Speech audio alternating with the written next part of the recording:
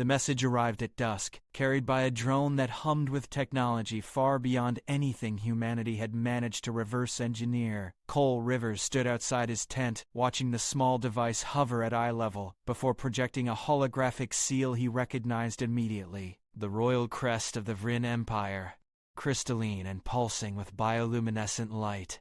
His hand instinctively moved toward his sidearm before he caught himself. The war was over. 3 days over, to be exact. Though his body hadn't gotten the message yet. Every shadow still looked like a threat. The hologram shifted, forming words in perfect English. Commander Rivers, the Queen honors your service. Her emissary arrives at nightfall to bestow your reward. Prepare yourself. The drone waited, as if expecting a response, then dissolved the message and retreated into the darkening sky. Cole felt his jaw tighten. Reward. The word sat wrong in his mouth. Humanity hadn't fought for rewards. They'd fought because the Vryn had left them no choice, sweeping through the outer colonies like a plague, demanding submission or extinction. Against all probability, against every tactical assessment and statistical model, humanity had survived. More than survived. They'd forced the Empire to the negotiating table. But that victory had cost everything. Entire cities reduced to ash, billions dead. Cole had watched friends incinerate in orbital bombardments, had given orders that sent thousands to their deaths because the alternative was millions more. He didn't want a reward.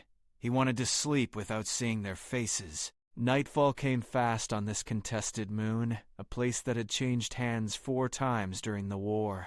The encampment sprawled across scorched earth, temporary shelters housing the remnants of the Third Fleet. Most of his people were exhausted, celebrating their survival with quiet reverence rather than jubilation. They knew how close it had been, how close it still was, if the peace didn't hold. The Vryn shuttle descended without sound, a sleek obsidian craft that seemed to absorb light rather than reflect it. Cole watched it land, just beyond the perimeter, his senior staff gathering behind him. Lieutenant Maya Brooks stood at his right, her hand resting on her weapon. She'd been with him since the beginning, had seen the same horrors, carried the same weight. "Sir, this feels wrong," she muttered. "Everything about this war has felt wrong," Cole replied. "Let's see what they want." The shuttle's ramp extended, and the figure that emerged made even the hardened soldiers take an involuntary step back. Sereth, the Queen's shadow, commander of the Vryn Elite Guard. She stood nearly 7 feet tall, her exoskeleton gleaming with the deep purple hue that marked royal service. Her forearms moved with precise grace, 2 folded ceremonially across her chest, 2 hanging at her sides. Her face, if it could be called that, was a smooth mask of chitinous material with 3 eyes that glowed like embers. She was accompanied by an honor guard of 6 warriors, all wearing ceremonial armor rather than combat gear. A good sign, Cole supposed, though he'd learned not to trust anything about the Vryn. Sereth approached with measured steps, stopping exactly 10 paces away, a formal distance Cole had learned during the peace negotiations. She inclined her head, a gesture of respect that still looked alien and unsettling. "Commander Cole Rivers," her voice emerged from somewhere within her thorax, translated in real time by the device at her throat. "The Eternal Queen extends her gratitude for your valor in battle. Your strategic brilliance and unwavering courage have earned you the highest honor our empire can bestow." Cole kept his expression neutral. "The Queen honors us with her attention. What is this reward?" Sereth's 3 eyes seemed to brighten. "You have been chosen, Commander. Chosen to serve as the Queen's consort, to be bound to her in the sacred union reserved only for the greatest warriors across all conquered worlds. You will stand at her side, your lineage forever elevated, your name inscribed in the eternal records. No honor is greater, no position more revered." The silence that followed was absolute. Cole heard Maya's sharp intake of breath, felt the shock radiating from his staff. He processed the words carefully, understanding their weight, their implication. "I'm being offered as a consort," he said slowly. "To the Queen. Not offered, Commander. Selected. This is not a negotiation. It is a recognition of your worth."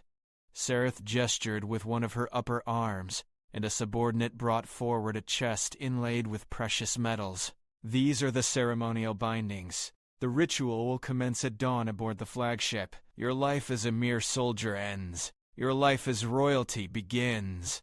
Cole felt something cold settle in his chest. He'd misunderstood the nature of this visit entirely. This wasn't gratitude. This was acquisition. The Vryn saw him as a prize, a trophy to be collected and displayed. All the talk of honor and recognition was just decoration around a cage. "I refuse," he said. The words hung in the air like a detonation. Sareth's eyes flickered, cycling through colors Cole didn't recognize. Her honor guard shifted, their postures changing subtly from ceremonial to alert. "You refuse?" Sareth's voice carried a note of genuine confusion. "Commander, perhaps the translation is imperfect. This is not a choice to be made. This is the Queen's will. You cannot refuse." "I just did." Cole kept his voice level, professional. "I appreciate the gesture, but I'm not interested in being anyone's consort. Tell the Queen thank you, but no." Sarath's entire body seemed to ripple with tension. "No one refuses the Queen. Not in 5,000 years of empire. Not across 100 conquered species. The honor guard standing before you. Each was offered this same position. Each accepted with gratitude. To refuse is to insult the Queen herself. To reject the hand of peace she extends." "Then I'm insulting her," Cole said flatly. "Because I'm not going." Maya stepped forward, her voice tight. "Sir, maybe we should discuss—" "There's nothing to discuss, Lieutenant." Cole's eyes never left Sareth. "We fought this war for one reason. Freedom. The freedom to choose our own path, our own leaders, our own future. I'm not gonna throw that away the second the fighting stops. Not for honor, not for peace, not for anything," Ray asked. Sareth's lower arms clenched into fists. "You don't understand the magnitude of your refusal. The alliance between our peoples is fragile. The Queen extends this offer as a bridge between species, a symbol of unity. If you reject it, you jeopardize everything your people died for." "My people died so they wouldn't be forced into anything," Cole shot back. "They died so humanity could stand on its own terms, not kneel on someone else's. If your Queen wants peace, she can have it. But she can't have me." The standoff stretched, seconds bleeding into minutes. Cole could feel his people watching, could sense their fear mixing with something else. Pride, maybe, or hope. They were waiting to see if the victory they'd won in battle would mean anything in peace. Finally, Sareth made a gesture, and her guard relaxed fractionally. "I will relay your response to the Queen," she said, her voice cold. "But understand this, Commander. The Empire does not adapt to the wishes of lesser species. You have until dawn to reconsider. After that, the consequences will be beyond my control." She turned without waiting for a response, her guard falling into formation around her. The shuttle lifted off moments later, disappearing into the night sky. Maya grabbed Cole's arm the moment they were alone. "Sir, what the hell did you just do?" "What I had to," Cole said, but his hands were shaking. He just gambled everything on a principle. He hoped it was worth it. The night passed without sleep. Cole sat in his tent, reviewing intelligence reports on Vryn culture, trying to understand what he'd stepped into. The consort system was ancient, woven into the fabric of their society. It was how the Empire honored warriors, yes, but it was also how they controlled them, bound to the royal family, stripped of autonomy, transformed into living symbols of submission. He found records of other species, other commanders who'd accepted the position. Their names were celebrated in Vryn history, but when he dug deeper, he found something else. None of them had ever returned home. None had ever commanded troops again. They'd been gilded prisoners, honored and powerless. Around midnight, his sensor net detected movement. A single figure approaching the camp, moving with deliberate slowness. Cole grabbed his sidearm and stepped outside.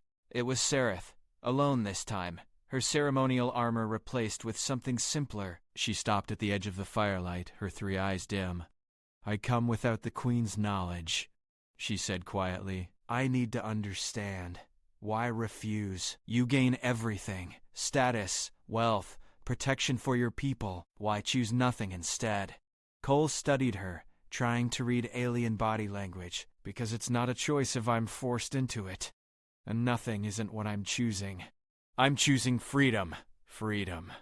Sereth repeated the word like it was foreign. We offer you freedom from struggle, from war, from the burden of command. That's not freedom. That's comfortable slavery. Cole gestured for her to approach. She hesitated, then stepped closer. Can I ask you something? Did you choose to be the Queen's shadow, or were you selected?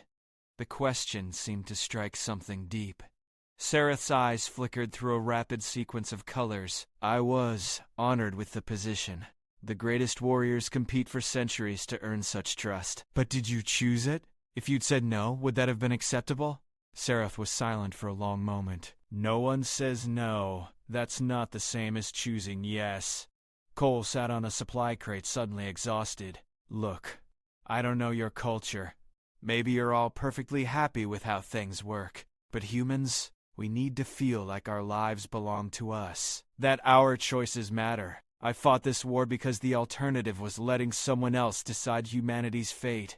If I accept your Queen's offer, I'm doing exactly what I fought against. But you would have everything, Sereth insisted, though her voice carried less certainty now. Everything except myself. Cole met her eyes. And that's the one thing I won't trade. Sereth stood motionless, processing. Finally, she spoke again, her voice barely above a whisper. I have served the Queen for 40 cycles. I have led armies, conquered worlds, stood at the right hand of ultimate power. And in all that time, I have never questioned whether I chose this path or whether it chose me. She paused. Until tonight. Then maybe my refusal isn't an insult, Cole said carefully. Maybe it's an opportunity for both our peoples to figure out what peace actually looks like. Sereth's eyes brightened slightly. The Queen will not see it that way. She views your refusal as a test of her authority. If you continue to resist, she may interpret it as an act of war. Then I need to speak with her directly. Cole stood. Can you arrange that? It is unprecedented, but possible. Sereth tilted her head. You realize you may not leave that meeting alive. Better than leaving it as someone else's property. Cole extended his hand, a human gesture of agreement. After a moment's hesitation, Sereth reached out with one of her lower arms, clasping his hand gently. You are either the bravest human I have encountered, she said, or the most foolish. Probably both, Cole admitted. The Vryn flagship was a monument to imperial power, a vessel large enough to swallow Earth's moon. Cole stood on the shuttle beside Sereth, watching it grow larger in the viewport, trying not to let his fear show. Maya had wanted to come, but he'd refused. If this went wrong, the fleet would need leadership. They docked in a hangar that could have housed a city, escorted by guards who watched Cole with barely concealed hostility. Word of his refusal had spread, apparently. To them, he was an upstart from a primitive species, insulting their eternal ruler. The throne room defied description. Organic and technological elements merged seamlessly, creating a space that felt alive. And at its center, elevated on a platform of living crystal, sat the Queen. She was massive, easily 3 times Sereth's size, her exoskeleton gleaming with colors that shifted with each breath. Her crown was part of her body, grown rather than worn, crystalline spires that pulsed within her light. She had 6 eyes, all of them fixed on Cole, with an intensity that made his skin crawl. The human who refuses. Her voice resonated through the chamber without need for translation. Approach. Cole walked forward, forcing himself to maintain eye contact. He stopped at the base of her platform, refusing to kneel. Your Majesty, he said formally, I'm honored by your invitation.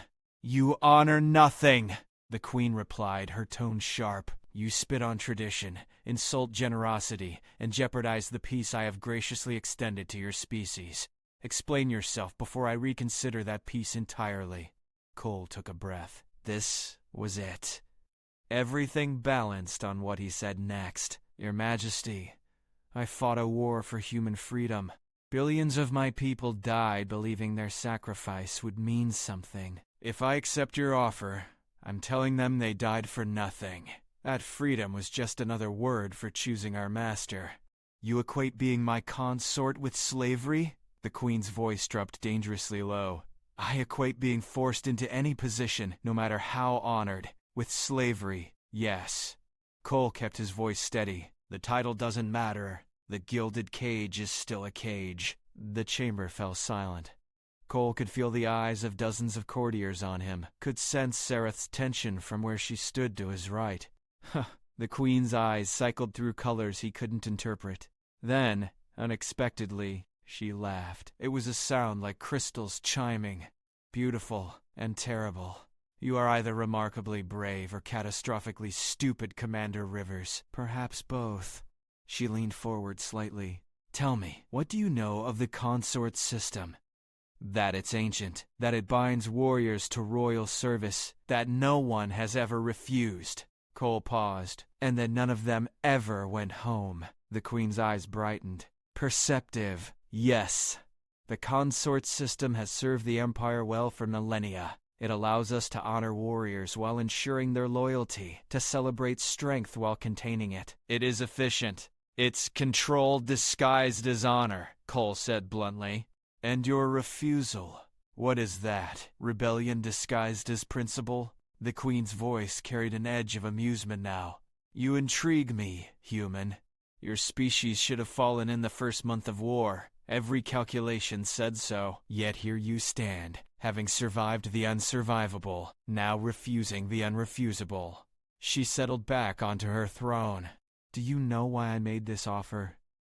To test us, Cole said, the realization crystallizing as he spoke. You wanted to see if humanity's talk about freedom was real or just propaganda. The Queen's eyes all focused on him with laser intensity. Clever. A test. One that every species before you has failed. They speak of honor and independence until offered power and comfort. Then they kneel eagerly. I expected humans to be no different. I expected you to accept, to prove that your species, like all others, values security over sovereignty. And when I refused, I was surprised, intrigued, uncertain. The Queen made a gesture, and holographic displays materialized around the chamber, showing images of past consorts from dozens of species. These warriors all accepted my offer. All are celebrated in our histories. All are content in their positions. And all have forgotten what it means to choose. Cole stared at the images, seeing the same look in each pair of eyes. Comfort, yes, but also emptiness. Bare prisoners who've learned to love their cells. A harsh interpretation, the Queen said, but not entirely inaccurate. She dismissed the holograms with a wave. Your refusal presents me with a dilemma, Commander. If I allow it to stand, I acknowledge that a lesser species can defy imperial will. If I force you to comply, I prove your people's suspicions correct. That peace with the Vren is simply subjugation by another name. There's a third option, Cole said carefully. Change the system. The silence that followed was absolute. Cole could hear his own heartbeat, could feel the weight of every eye in the chamber. He'd just suggested the unthinkable. That the Eternal Empire should adapt to the wishes of a species they'd been trying to conquer weeks ago. The Queen's eyes flared brilliant white, a color Cole hadn't seen before. You would have me abandon 5,000 years of tradition? Rewrite the foundations of how the Empire honors its greatest warriors? I'd have you build something new, Cole said. Something based on mutual respect instead of forced submission. You want to honor me? Treat my people as equals. You want to bind our species together? Do it through genuine alliance, not ceremonial chains. And if I refuse? The Queen's voice was dangerously soft. Then we'll have peace, but not trust. Cooperation, but not friendship. And the next time conflict arises between our peoples, and it will, we'll remember this moment. We'll remember that the Vren Empire's idea of honor is just another form of conquest. Sereth stepped forward then, her voice carrying across the chamber. Your Majesty, if I may speak. The Queen's eyes shifted to her commander. You may. I have served you faithfully for 40 cycles. I have never questioned your wisdom or the traditions that shaped our empire. Sareth's voice was steady but carried an undertone of something revolutionary. But tonight, I have learned something from this human. I have learned that there is a difference between accepting honor and choosing it. And I believe we would be stronger if more of our people understood that difference. The queen regarded Sareth for a long moment. You, who have stood at my side longer than most, who have commanded my armies and defended my throne, you agree with this upstart?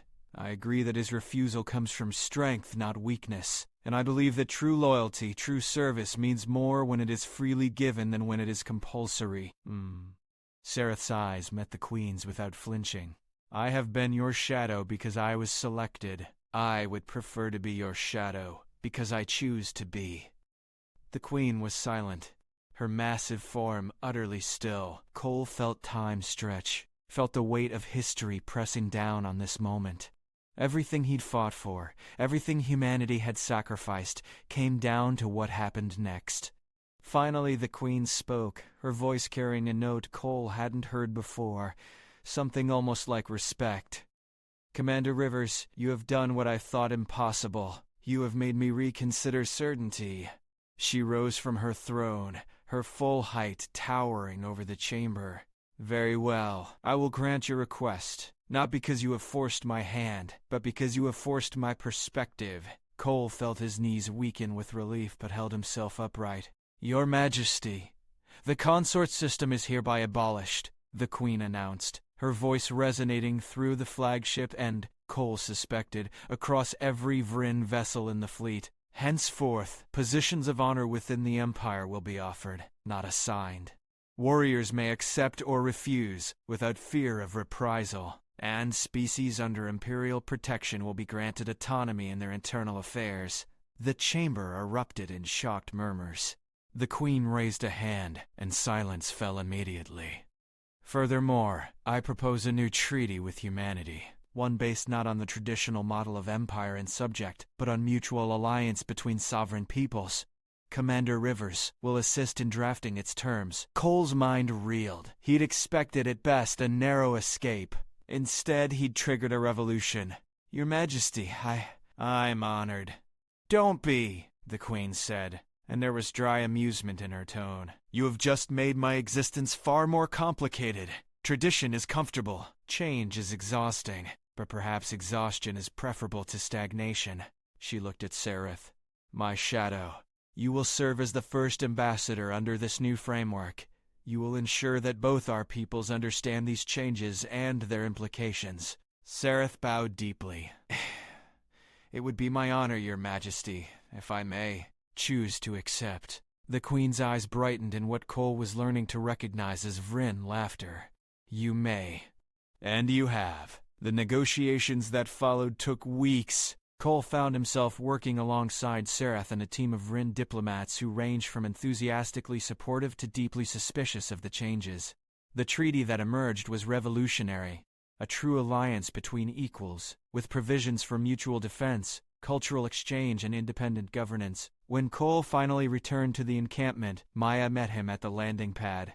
Sir, the scuttlebutt is insane. Did you really? Yeah, Cole said, exhausted but satisfied. We did. The Queen abolished the consort system for everyone, across the entire empire. Maya shook her head in disbelief. Do you understand what you've done? You've changed 5,000 years of history. I just refuse to be someone's prize, Cole said. The rest kind of snowballed.